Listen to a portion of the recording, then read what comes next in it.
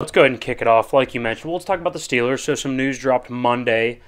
Cam Sutton, the DB that they signed, was a Steeler, then became a Lion, then decided to evade, law enforcement for, a couple months, and now has since re-signed with the Steelers, has been suspended for 8 games without pay. Now you're saying, okay, cool, without pay, so the Steelers really it ain't that bad. You only have to pay him. They're not paying him anyway, and now you're only going to have to pay him for half a year.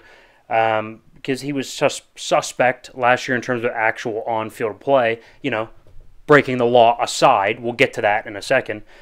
Sutton was not a good player last year with the Lions, and the entire secondary was bad. So does that play into it? Maybe. I don't know. It's a little bit better when you're the second, third, or fourth best player in the secondary, as opposed to getting paid to come in and be one of the top 2 guys. So did that maybe impact his numbers? Sure, but he was just downright a bad player last year. So again, aside from the fact that he broke the law. Now let's bring that into it, right? Domestic violence, I think girlfriend, wife, something like that, then evades authorities for like a month and a half, is on the run. Nobody knows where he's at. The Lions are like, we don't know where he's at.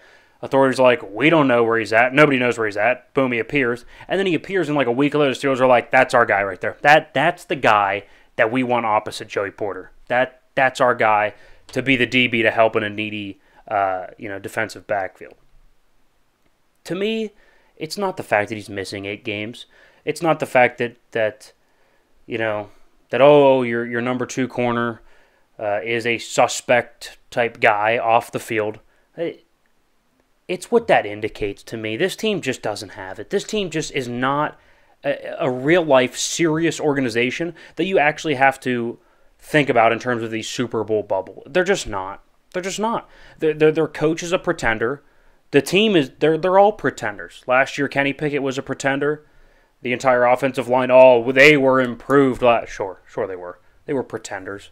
George Pickens is a pretender. He'll make a couple big plays, take the next 14 off, make a big catch, take a couple plays off. This team doesn't actually have what it takes to make a deep playoff run. Not even close. Not even close. Oh, well, Mike Tomlin loves him. He thinks he's got great character. He's got great character. That's why they brought Cam Sutton in, and he can work with these guys. He when it counts and when it matters, he's the guy. I would tend to disagree. I said this when they extended him. I wouldn't have extended him. I think his time in Pittsburgh should be over. I think some things just run their course. I'm not going to sit here and tell you that he is a bad football coach. I'm not going to sit here and tell you that it's been a failure with the Steelers. By no means is that the case. Ton of winning seasons. They've sold out a lot of stadiums. He's made this organization a ton of money. They won a Super Bowl. They got to another. Absolutely not a failure. Build him a statue if you want. I think that'd be a little much. But name something after him, and let's go ahead and move on. Let's get younger. Let's get offensive. But no, they re-sign him. Let's go ahead and compare him. I love to play this game. It's the blind coach resume or the blind player resume, blind quarterback. I've done this with a couple positions, before. So let's go ahead and play the blind coach resume. Let's look at Coach A and Coach B. You'll see it on your screen here. For those listening, I'll give you a little synopsis here.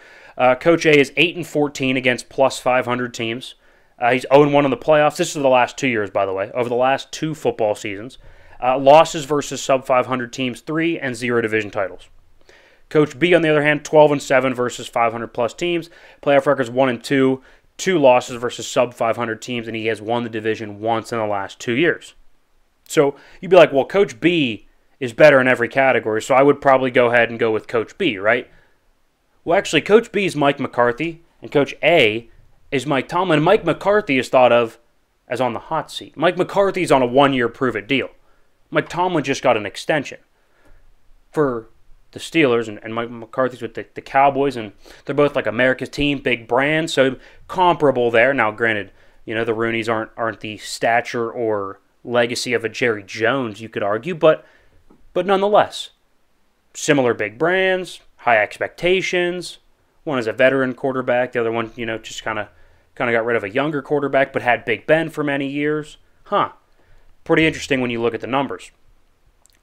I am out on the Pittsburgh Steelers this upcoming football season. That is the synopsis of this rant. I don't think they're going to be a very good football team. I think they are going to scrape to an 8-9 record, maybe. I think it's a sub-500 team.